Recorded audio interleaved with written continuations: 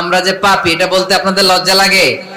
আমরা সবাই কি শুধু কি পাপী? পাপীর ঘরের পাপী, 14 গোষ্ঠী পাপী। আমি পাপী, আমার বাবা পাপী, আমার মা পাপী, আমার দাদা পাপী, আমরা সবাই পাপী। আল্লাহ রাসূল বললেন কুল্লুকুম খাত্তাউন, তোমরা সবাই পাপী। ওয়া খায়রুল খাত্তাইন আত-তাওয়াবুন।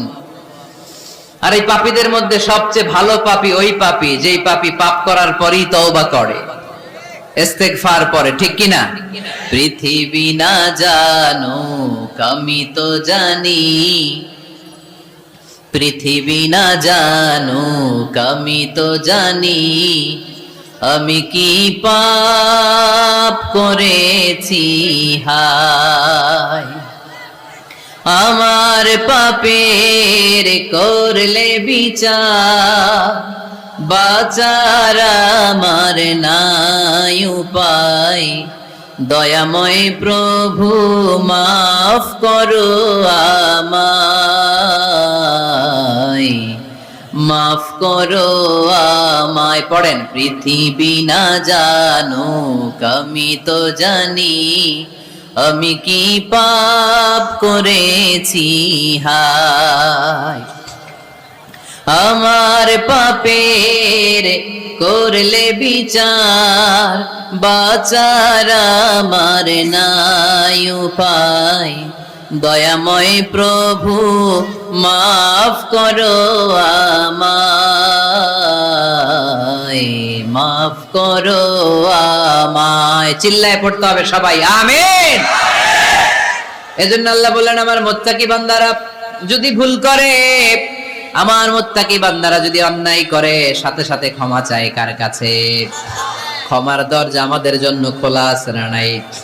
আমরা যদি ভুল করি, অন্যায় করি, আমরা পড়ি রব্বানা যালামনা আনফুসানা ওয়া ইন লাম তাগফির লানা ওয়া তারহামনা লানাকুনান্না মিনাল খাসিরিন। ও আল্লাহ, ভুল করেছি, অন্যায় করেছি, পাপ করেছি, গুনাহ করেছি, নফসের উপর জুলুম করেছি। তুমি যদি মাফ না করে দাও, আমাদেরকে মাফ করার দুনিয়াতে কেউ নাই, ঠিক কি না? এজন্য আল্লাহ বললেন মুত্তাকিদের 4 নাম্বার গুণ ভুল হতেই পারে, কিন্তু নিরাশ হয়ো না, হাল ছেড়ে দিও না। তোমাদের জন্য আমি আল্লাহর ক্ষমার দরজা খোলা আছে না নাই? 24 ঘন্টা খোলা। সকালে ভুল করছেন, মাফ চাইবেন কার কাছে? দুপুরে ভুল হয়েছে, মাফ চাইবেন কার কাছে? রাতে ভুল হয়েছে, মাফ চাইবেন কার কাছে? কারণ মুমিন বান্দারা জানে ওয়ামাইয়াগফিরুয যুনুবা ইল্লাল্লাহ। মুত্তাকিনরা জানে আল্লাহ ছাড়া গুনাহ ক্ষমা করার কেউ নাই। তাই গুনাহ হলে, পাপ হলে আমরা ক্ষমা চাই কার কাছে? যদি পাপ হয়ে যায়, অন্যায় হয়ে যায়, ওযু করে জায়নামাজটা বিছিয়ে চোখের পানি ছেড়ে দেন। চোখের পানি চোখ বেয়ে নাকের ডগাবে জমিনে পড়ার আগে ওই অনুতপ্ত বান্দার জীবনের সব গুনাহ মাফ করে দেয় কে? চোখের পানি ছেড়ে আল্লাহরে বলেন আল্লাহ وَمَن يَغْفِرُ الذُّنُوبَ إِلَّا اللَّهُ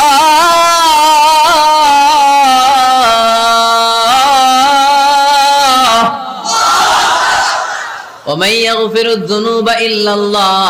আল্লাহ ছাড়া গুনাহ ক্ষমা করার আর কোন দ্বিতীয় মাবুদ আমাদের আর আছে নাকি?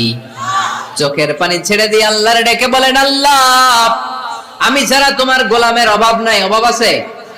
আমি ছাড়া তোমার বান্দার অভাব নাই, আমি ছাড়া তোমার গোলামের অভাব নাই, কিন্তু তুমি ছাড়া আমার কোনো রব নাই, ঠিক কি না? আমার গুনাহ ক্ষমা করার মতো দ্বিতীয় কোনো মালিক নাই, দ্বিতীয় কোনো রব নাই, দ্বিতীয় কোনো প্রভু নাই। তুমি যদি ফিরিয়ে দাও, কোথাও যাওয়ার জায়গা নাই, ঠিক কি না? এভাবে চোখের পানি ছেড়ে ক্ষমা চাইলে মাফ করে কে? আল্লাহ বলে মুত্তাকিদের ভুল হতেই পারে, মানুষ মাত্রই ভুল হয়, কিন্তু ভুল হওয়া মাত্রই তারা আমার কাছে ফিরে আসে, তারা আমার কাছে ক্ষমা চায়।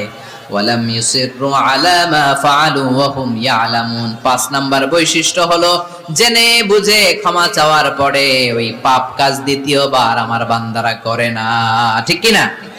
ওয়ালাম ইউসিররু আলা মা ফাআলু ওয়া হুম ইয়ালামুন।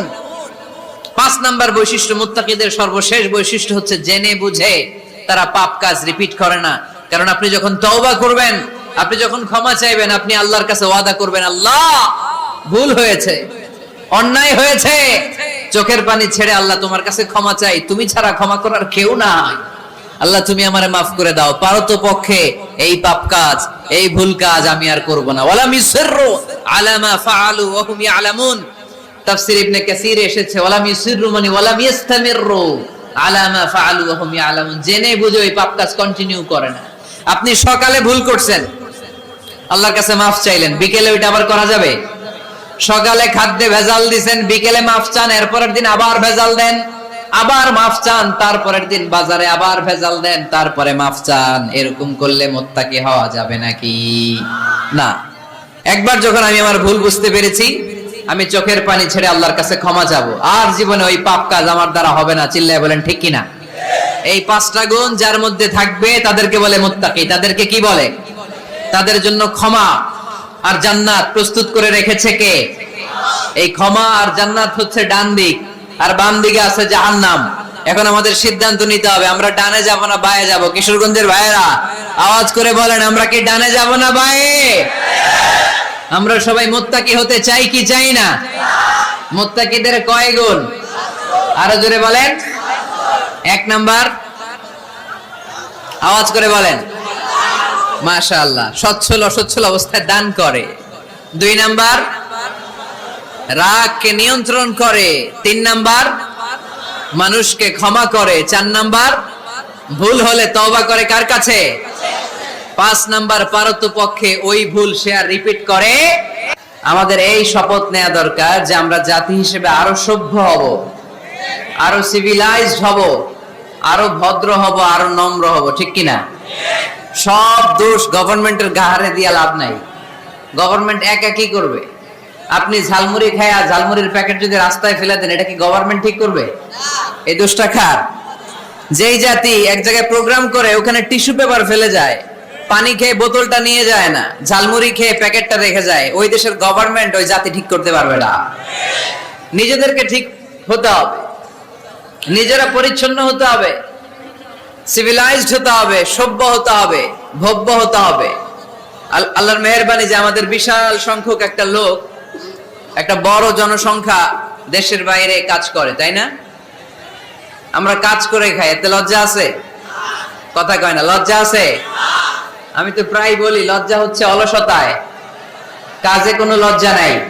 আল্লাহ রাসূল সাল্লাল্লাহু আলাইহি ওয়াসাল্লাম যখন মক্কা থেকে মদিনায় গেলেন, আল্লাহ রাসূল সাল্লাল্লাহু আলাইহি ওয়াসাল্লাম বললেন, আত'ইমুত তাআম, মানুষকে খাবার খাওয়াও, খাদ্যের সংকট দূর করে দাও।